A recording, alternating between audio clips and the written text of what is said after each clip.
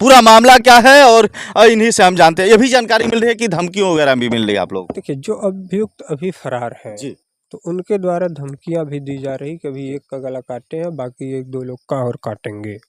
इस तरह की धमकी? इस तरह की धमकियां बचे हुए अभियुक्त लालमोहन। तो आपने देखा और हिम्मत कैसे हुई कि धराधार हथियार से गला रेत दिया। एक बार फिर से मैं कहूँगा, यही वो अपराधी का घर है। आप देख सकते हैं, मैं अपने कैमरा पर्सन से कहूँगा कि इस घर को दिखाने की कोशिश करें। पीड़ित परिवार की मांग क्या है, पीड़ित परिवार चाहता क्या है? जानकारी मिली है कि कल की गिरफ्तारी हो चुकी है। इस तरह की भी जानकारी मिली है कि अभी भी धमकियां, हथियार से गला रेत दिया। यह घटना किसके सामने हुई थी, आप लोगों ने देखा था? बिल्कुल मेरे सामने ही मेरे चचेरे रिटर्न वापस मुझे देखने के लिए भाग कर आता है कि कहीं उनको मार तो नहीं दिया। लेकिन जैसे वहाँ आता है वो मुझको नहीं पाता, रिटर्न वो भी दौड़ कर आता है। बाकी उसके परिवार के अन्य सदस्य घेर लेते हैं मेरे भाई को, और घटनास्थल देखेंगे वो इंटरलॉकिंग रास्ते पर वहीं धारदार तलवार से एक ही बार में सिर धड़ से अलग करके सभी लोग ललकारते हुए फरार हो जाते हैं। और करीब कितने लोगों की संख्या में थे? संख्या आपको याद है कुछ, उम्मीद? संख्या उस समय 5 लोग थे। उस समय 5 लोग थे। इसमें जो है इस पूरे घटनाक्रम की जो स्क्रिप्ट तैयार की गई थी, वो मुख्य आरोपी जो रमेश यादव है उसका बड़ा भाई इस यूपी पुलिस विभाग में सब इंस्पेक्टर है, उसी के द्वारा ये पूरी स्क्रिप्ट तैयार की गई थी कि जब साजिश के तहत ये हुआ है। साजिश के तहत यानी वो ही पूरी योजना बनाया था कि को मारकर खत्म। वो अपने घर में जाता है, सभी सदस्यों को, अपने परिवार वालों को बुलाता है। क्या? तो हम लोग ठीक घर के सामने खड़े हैं, यही वाला घर है ना? ये घर है, इसके पीछे भी घर। अच्छा, इसके पीछे भी घर है। तो वो अंदर भाग के जाता है वहाँ पे, उस घर में से सभी को बुलाता है। सभी अपने हाथ में तलवार, धारदार हथियार, गड़ासी, असलहे लेकर के वहाँ से ललकारते हुए। आखिर कब तक ऐसा होता रहेगा? यही हिंदू मुस्लिम की बात होती, यही हिंदू मुस्लिम की बात होती तो शायद यहाँ बहुत कुछ हो जाता। आपने देखा होगा, जब भी हिंदू मुस्लिम की बात आती है तो लोग बढ़ चढ़ करके हिस्सा लेते हैं। ये घटना स्थल है क्या? जी, यही घटना स्थल है। आप देखेंगे ये कच्चा रास्ता है। पिता अपने बेटे के लिए रो रहे हैं, गम के आंसू हैं, लेकिन इस पे सरकार का निशाना क्यों नहीं है? वजह क्या है? सोचने का विषय है। नमस्कार, मैं इस समय जौनपुर में हूं और आपने देखा होगा एक घटना जो दिल को झकझोर देने वाली है। यहाँ पे गला रेता जाता है। यादव परिवार है, 2 पक्ष परिवार है और जानकारी मिलती है कि जमीनी विवाद को लेके हाँ झगड़ा हुआ था। बाबा का बुलडोजर लगातार एक्शन में रहता है, लेकिन यहाँ क्यों चुप है? क्या वजह है? क्या परेशानी है? तो भैया सबसे पहले तो हम ये जानना चाहेंगे, विवाद कहाँ से चालू होता है? विवाद कोई नहीं था जी, यहाँ पर कोई विवाद नहीं था। जो ज़मीन की रंजिश बताई जा रही या ज़मीनी विवाद बताया जा रहा है, उस ज़मीन से अनुराग का कोई वास्ता सरोकार नहीं था जी।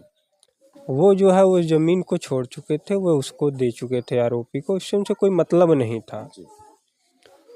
और वो मुकदमा जो चल रहा था आज सन 1995 से चल रहा था सिविल कोर्ट में जी। तो इसके संबंध में हमने कई शिकायती प्रार्थना पत्र जिलाधिकारी महोदय, कप्तान साहब के यहाँ भी दिया था। इतने सुनवाई न होने के बावजूद भी हमने IGRS पर भी कई प्रार्थना पत्र भी डाला था जी। कि इस संबंध में कि उक्त विवादित जमीन बंजर खाते की भूमि है, उसे खाली कराकर सरकारी कार्य में इस्तेमाल कर लिया जाए ताकि हमेशा के लिए वहाँ से विवाद खत्म हो जाए जी।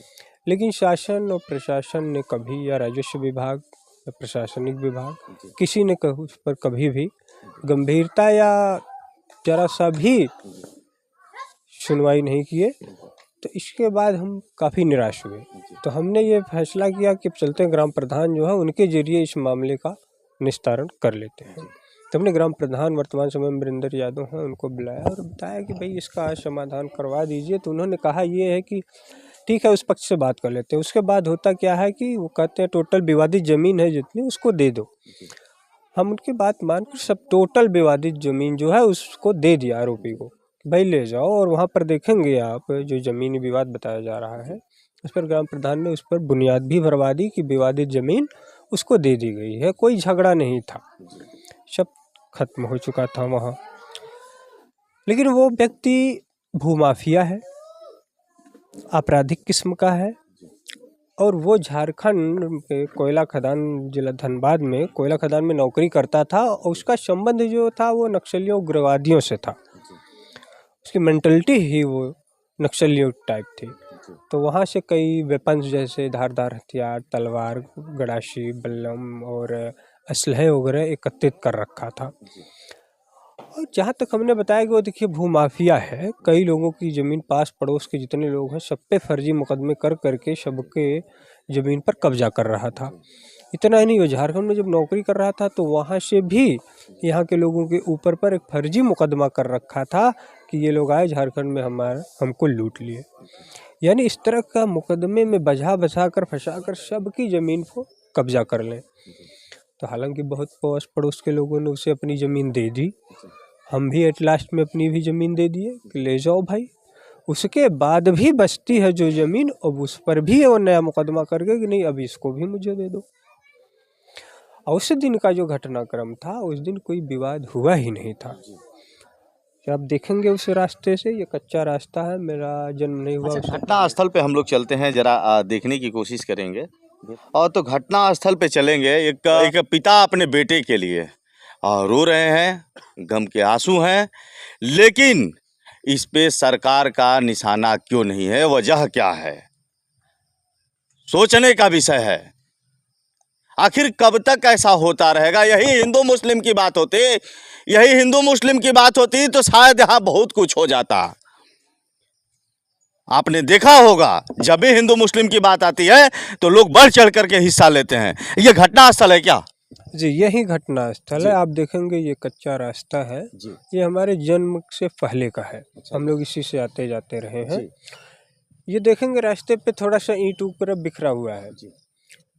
और उस दिन सुबह 7:15 बजे हम और मेरा चचेरा भाई अनुराग इसी रास्ते से निकले थे खेत जाने के लिए। वो यही ईंट को थोड़ा सा साइड में करने का प्रयास किया, हटाने लगा कि थोड़ा सा दिक्कत कर रहा है। सर आरोपी घर में बैठा अपने, वो जो है मना किया, तो हमने इसको भी मना कर दिया कि भाई ईंट मत रहो, याद नहीं दो। इतना कह के वो अपने घर में जाता है, सभी सदस्यों को, अपने परिवार वालों को बुलाता है। क्या? तो हम लोग ठीक घर के सामने खड़े हैं, यही वाला घर है ना? ये घर है, इसके पीछे भी घर। अच्छा, इसके पीछे भी घर है। तो वो अंदर भाग के जाता है वहाँ पे, उस घर में से सभी को बुलाता है। सभी अपने हाथ में तलवार, धारदार हथियार, गड़ासी, असलहे लेकर के वहाँ से ललकारते हुए आते हैं।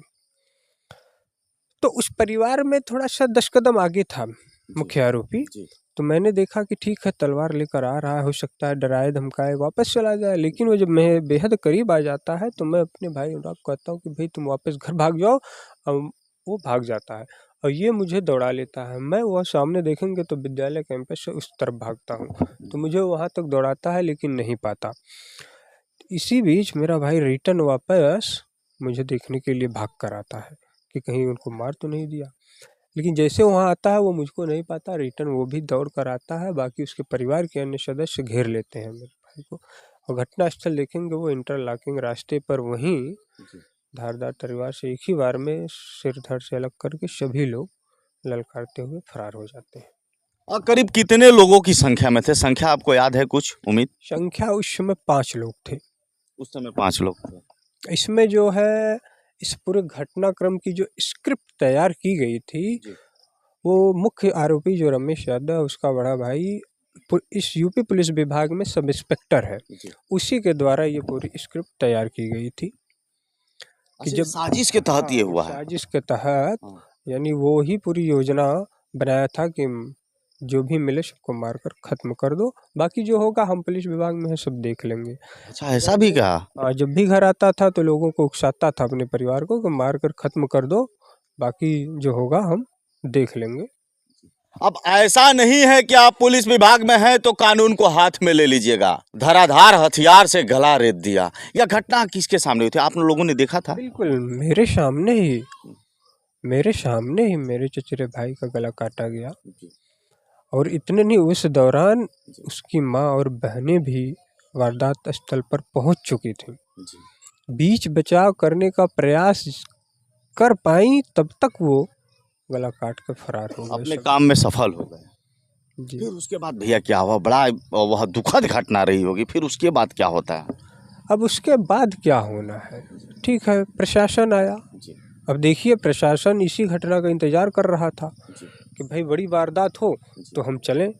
उसके संबंध में हमने कई मर्तबा शिकायतें की थी, यहाँ तक कि IGRS मुख्यमंत्री पोर्टल पर भी डाला था कि इस समस्या का समाधान हो जाए, लेकिन हुआ नहीं। अब पीछे देखेंगे कि ग्राम प्रधान जरिए ये जो बुनियाद भरी गई है इसमें समझौता करा दिया गया था, फिर भी वो नहीं माना। और ये जो सामने देखेंगे सब हमारे लोगों की आराजी, ये बगीचा है।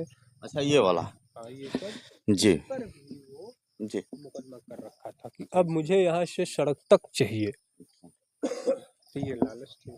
तो आपने देखा और हिम्मत कैसे हुई कि धराधार हथियार से गला रेत दिया। एक बार फिर से मैं कहूँगा यही वो अपराधी का घर है। आप देख सकते हैं, मैं अपने कैमरा पर्सन से कहूँगा कि इस घर को दिखाने की कोशिश करें। पीड़ित परिवार की मांग क्या है, पीड़ित परिवार चाहता क्या है। जानकारी मिली है कि कल की गिरफ्तारी हो चुकी है। इस तरह की भी जानकारी मिली है कि अभी भी धमकियाँ मिल रही है। पूरा मामला क्या है और इन्हीं से हम जानते हैं। ये भी जानकारी मिल रही है कि धमकियों वगैरह भी मिल रही है आप लोग। देखिए जो अभियुक्त अभी फरार हैं जी।